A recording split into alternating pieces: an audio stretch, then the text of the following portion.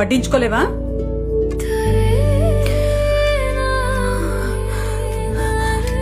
కన్నారు కదా, వెళ్ళిపోవని మొహం మీద అర్థమయ్యేలా చెప్పకుండా ఎందుకింత డ్రామా? పెళ్ళైపోతే కూతురు తిండి కూడా పెట్టలేనంత పరాదైపోతుందా? చిన్నప్పుడు చేపట్టుకుని నేనున్నానని ధైర్యం ఇచ్చారు. ఇప్పుడు అదే కూతురు కష్టమని వస్తే అవమానంగా చూస్తున్నారు. నన్ను పంపించాలనే కదా.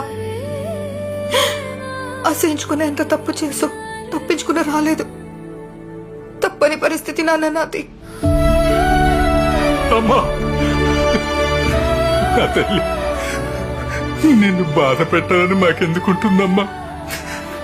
ఇలా చేస్తే మా మీద కోపంతోనైనా నువ్వు అల్లుడి దగ్గరికి వెళ్తావని చిన్న స్వార్థం.